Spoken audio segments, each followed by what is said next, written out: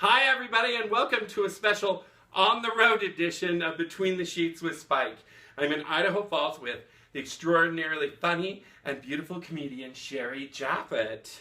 Hi! Hi, yeah. So you're going to be our opening for our show tonight at the Kiefer's Island Convention Center here in Idaho Falls. Are you excited? I'm so excited. Oh my gosh, it's been a long week, and I feel like this whole long week of working the past 6 days has just led to As a makeup artist. You're a makeup artist too. Yes, as a makeup artist during the week, and I couldn't wait to come and do this because I got to do my own makeup and watch everybody else do their own makeup. So she was in a room with a bunch of drag queens going, "What are you doing? Why are you doing that?" I'm like, "Makes me look like I have boobs." And then they gave me Dorothy shorts, and I was thrilled. You can show them. Oh, these are my Dorothy shorts. See? Dorothy Look, somewhere shorts. over her rainbow. See, look, Dorothy shorts. That's my cooter. Oh, God. First time cooter's been said on this one. It's only episode 4. I wonder what the rest of the things we'll be saying will be. So, we're going to be doing the show soon, and I'm really, really, really excited about that. So, you've been a comedian, but you lived here in Idaho Falls, and your parents were Vietnamese and Mexican? No. No. But I can understand the confusion. Okay. Okay. So, my mom is from Thailand, and my dad's total white Southern boy. Taiwanese white trash? No, Taiwanese is Taiwan, and my mom's Thailand. Thailand. Think lady boy. Oh, hello, lady boy. Lady boy. Lady you know, boy. Where all the hot Asian women men are. So. Oh, the ones that do all the splits and then flop on the ground and they wear nothing but a thong? Yes. And you're like, why is nothing flying out? Right. Right, yeah, yes. that one. So, Those but you guys. lived here. Yes. And then they got divorced. Yes, they got divorced when I was young. I was about 6 or 7, and then my mom was the weekend parent, and I was raised by my dad. And then I moved when I was about 22 with my daughter to Boise, and so I've actually been in Boise for about 17 years now. Wow. I'm sorry, 18. 18 years now. And she's Yeah. how old? 19. 19. She's out and about on her own. She is. Oh She's my gosh. I know. It was. Was really it hard. just soon? It was empty nest syndrome time. Oh well, yeah, but I have a son. I have a son with my husband, a 12-year-old boy. He's my little meathead boy. He's a little boy. She's she left in September, so she went to Bremerton. She's gonna go to school, but she's following her Navy boyfriend. Oh, that's gonna be hard. Mm-hmm. Hope they don't go to Thailand. I hope they don't. No, too. They're going to Connecticut, so. Oh, that's very not like Thailand. That's okay. No. That's good. Yes. That's good. So, you do comedy. What's your favorite thing about comedy? What do you love doing about comedy? I think I love the adrenaline it gives me. The rush Making people laugh, that immediate laughter. Yeah, and it's hi, me too. and the cliche part. The cliche therapy. Therapy. Get up there and talk about stuff. They're like, I used to have this joke, and I cannibalized another comedian, and then I made the joke my own, and then I told it on stage, and it was all about me having diarrhea and crapping my pants in the car. And then I called my one friend and said, "I'm coming over," so you know who I'm talking about. The amazing, I don't want to say I cannibalized anybody, but, an amazing comedian, and I just, told this joke one time, and this one person went over and talked to a friend of mine and said, "That was so brave of her to tell us that she had that, because, one time I crapped my pants in the car, too." And my friend turned to me, "Ew, that's disgusting. You know she's lying, right?" So I know this therapy thing. Right. I know this therapy thing that everybody talks about. But, so you just love the crowd and how they love you? Because you're funny. You are so funny. Thank you. I think also part of it has to do with, I think part of it is I've kind of always been that way my whole entire life, so I've just kind of always Make made everybody jokes laugh. and make fun of stuff and just be ridiculous, goofy, impulsive. So yeah, I think it's just kind of the whole. There's just something about it. Sometimes you feel like that. When you just feel like that's something you're supposed to do? Yes. That's how I felt. And, exactly. And there have been times, I'm 11 years into it now, but there have been times where I'm like, why the hell am I doing this? It's like, it's like, why? Right. And it'll take just a show that I had a horrible time at. Mm-hmm. And then I'll be like in my hotel room crying, why The am I roadway doing in. this? Yes. And I look out the window and I see an Arby's. I'm like, okay, I'm going over there. It's the same way with me, but like, you know, everything that I've done has led to the moment of where I am now, in bed, in drag, wrapped in a sheet, wearing like Diane Sawyer glasses, interviewing a comedian. In Dorothy shorts and a designer human t-shirt. And I was you know so what I mean? excited to be in bed with you. Well, no, and that's the amazing part of it all, is that we're here doing this, and it's what I want to do. I'm so happy.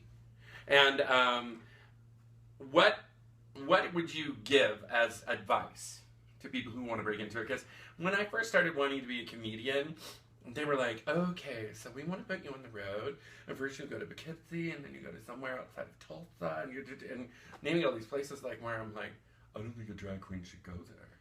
Oklahoma, especially. You know, I mean, you know, we're going to send you to the swamps, you know, and I was like, no. And if you survive, you was meant to be. I'm like, is this comedian fear factor? Another show idea. Another show idea. Uh-oh. Comedian fear factor. Yeah. Look at that drag queen swing from vine to vine. In Oklahoma to Louisiana. Something. And then wrestle an alligator. I would do it. I don't know. I would actually do it. What would I would do is I would get there, and then like right as I'm getting ready to wrestle the alligator, I'd be like, lesbian stand-in. Lesbian stand-in. And they would come in and kick that gator's ass. They probably, and there's probably plenty there. So what's the advice? The advice is, I know for me, I just kind of took like some classes just to get an idea of how to write. Mm-hmm. Writing is really important because a lot of people think you just go up and you tell jokes. And it's not. And it's really annoying because that is not the case. That's hard for me. And that's to write? To write. I can be improvisational. I'm a drag queen, and I can work up my audience, and I can throw shade, and I can like talk, and I can like flirt with that guy, and I can do this and that, and I can call out that couple, and that's my speed and what I am. But if I get in front of a comedy audience, I'm like, I'll just play with the audience. And you're like, anybody here from a local place? And they're all like, tell us jokes, large hooker. You know what I mean? They're like, tell us some jokes. Large hooker. Yeah, they do. They think they're like, we have a 7-foot hooker telling jokes today. She gonna put out after the show? I love it. But I can't write. So was it hard for you to learn to write?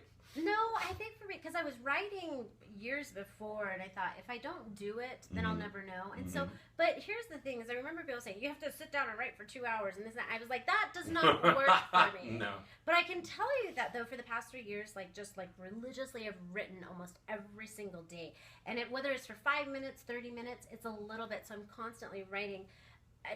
Does a lot of it end up being in my set list to go on stage? No, but the thing is that habit of writing and continually working those muscles in my mind, and so it's like. And I think that it's a good thing because like sometimes I have a really cool experience, and I'm like, oh, I'll talk about that, and then you go to go on stage, and you're like, what happened on Thursday? Shouldn't have got drunk on Friday. You know what I mean? Right. So yeah. So I'm gonna try to be better about it because I think it can only help me or anything like that. I think if you just like do the baby steps, and that's the one thing that people think, they think that I have to sit down and write this whole. No, just take one little thing, like something that inspired a comedy a bit, like maybe something from your childhood, or I don't know, the hooker, the 7-foot hooker. You know, it's like that's when I yeah, believe me, that I've used that in just private situations. Hi, yeah. $50 make you holler. And Pocatello. I'm gonna make you holler first. I'm gonna hold you down and not let you up until you give me $50. All right. I love it. So, do you enjoy comedy or makeup artistry, or what do you enjoy the most?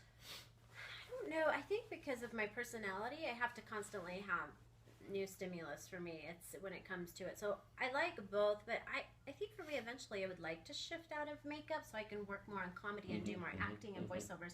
There's one of the goals I'd like to do. I have done commercial spots and I have done radio spots and things like that. But what I really love to do, and I don't know if it's just because I've been hearing this over the years, is cartoon character voiceovers. Oh yeah, no, I have a friend in Boise who does it. He's amazing. I'll intro you. I would love that. He's amazing. Jazz Nagahide, we're coming for you. Chasnaga. He's a drag daughter of mine that I brought out in Boise. But he's an amazing voiceover actor. Oh gosh, see, and that's. Yeah, I'm not going to say his name here because then everybody will look him up. I'm going to give you the hookup. Perfect. There you go. But yeah, that would be fun for you. Because even Annie said that, like, when you called her, like, I am on the road, and I cannot pick out my phone, and I want to know where you stand. You know, because I sent you a text or whatever. Right. And like, I put the phone down, and Annie's putting her makeup on, and she goes, she sounds adorable. I love it. So, I mean, yeah, I think you will. Thank you. You know? See, that's what I want to do. It's like I have these fluctuations. In my act, I have like some character voices, but they're people in my life. Mm-hmm. Like my mom, she's from Thailand, so she has a very heavy accent. My dad, who's got this southern Oklahoma boy accent, and then my husband. It doesn't really sound like him, but I go, you have to. I just like playing you as the dumb characters. Like, That's how you hear her in the mind. Right. That's how you hear them in the mind. Right. No, because I make fun of every drag queen that's part of this group. Every drag queen knows that. Ashley knows that when I'm talking about her, every sentence is going to be like, da da da da. Oh, kitty. You know what I mean? You know? So, you know. Drop that kitty down low. Well, no, she just likes kitties. Like, Oh. she rescues them and runs with them. Oh, okay. She has a porn that's called Runs with Kitties. Runs with Kitties, yeah. Okay, so let's do something here. Okay. I usually like to play a game, but let's do something where we each tell each other, like, our lamest joke. Just the lamest joke. It doesn't have to be part of your act or anything like that. Do you want me to go first? Yes. Okay. This is the lamest joke, but I love it. I've been telling people it a lot lately. It's a two-parter. Ready? Okay. What did Tarzan say when he saw the elephants coming down the road? What? There are the elephants coming down the road. Yeah. What did Tarzan say when he saw the elephants coming down the road wearing sunglasses? What? Nothing. He didn't recognize them. Oh my god. It was bad. But in my head, it makes me laugh. He's sleepy. I am actually. Sleepy. I'm wearing glasses. And glasses. Okay, what's your lamest joke? I had this guy come up to me and say, because he found out I was a comedian, so he comes up to me and he goes, so I was at the zoo the other day, and the only thing I saw was a Shih Tzu. And I went, street joke. Shih Tzu, I don't even get it. I don't either. But I was There's no just shit in Sue? What? There's like, I had no idea. I was like... Was he cute? He was super cute, so I think... Oh, see, that's why it works. Like, real girls are like, oh, you're And then did my top just fall off? Totally, my panties. I won't be needing these. Really? Yes. You're kidding. Yeah, no, I know that one. And then me, I just went, that was bad. Don't be telling street jokes. Don't be telling street jokes. That was bad. Oh, you were telling that story out there, and I didn't know you were saying street jokes. Yes. I thought you were saying straight jokes. No. Oh, I've heard those. No. They're There's not lots funny. of straight jokes. They're but not funny. No. They're not funny. All right. So, any big projects? I know you want to talk about what you're wearing right here. Designer human t-shirt. Actually, I started this a little over a year ago. This year I decided to launch it, and now I've got some shirts in the making. But Designer Human is basically what it comes down to. I grew up here in Idaho Falls, and so there wasn't a lot of diversity when I was growing up, and definitely stood out. But there were so many things that I didn't like about myself. I didn't like that I was ethnic, and that I had like these island girl legs, and I have horrible ADHD and anxiety, and I've had to deal with lots of depression. But now that I've learned to manage, and it was like I could either make all these things my enemy, or I can work with them and let them be a part of me. And so what it came down to was me being accepting and loving and going with the flow of it. So instead of all these things that make me different, I just say they make me designer. Oh, because you put a little of this, a little of that. It's different. Like, people are going to buy $1,500 for that. Right. That bag made out of a right. three-legged cow. That's right. You know, exactly. Or it's Italian. But, like, right. I am a designer human because I was made this way. So it was kind of like, instead of just not liking the way I was made, I'm just embracing it and just going with the flow. That's what you should do. That's what I've done. I mean, why am I wearing glasses with no lenses? Because it's fun. And this and everything. When we were setting up like this, because you'll know I'm not in my bed. I didn't redecorate my bedroom because I would never pick all white. But we're at the Shiloh Inn, and I was setting everything up, and I have I didn't want to tell you what the ratchet system I have going for what this camera is, but it looks like we're trying to like film a porn or a snuff film or something. And so I was just like, this is crazy. This is crazy. But so what's your website? It is just sherryjaphet.com, SherryJaphet, or you can do pseudoasian.com, which is also what I am, is a pseudo-Asian. That might be the name of a porn. Yes, I'm not sure yes, and I've heard that a lot, which is perfect. So if I can reach any audience with it, I am down with it. You're like, I'll do a booty shot. That's right. I got me some new shorts. I got me some shorts. All right. And they're designer Dorothy. They are designer Dorothy. They didn't fit Annie, so you got them. I know. Because Annie didn't have the squat booty like I do. I can't get any of her clothes. I She's like, I don't want this anymore. And I'm like, what is it? She goes, an earring. I knew it would fit you. All right. So, everybody, I'm going to put all of the links and everything in the description below. Thank you so much for coming and doing this. Me. And then we're gonna go down and party, and you're gonna entertain our audience and get them all riled up, and we're gonna have a great time and everything. So keep watching. Watch, like, subscribe, and we will see you next time between the sheets. Bye.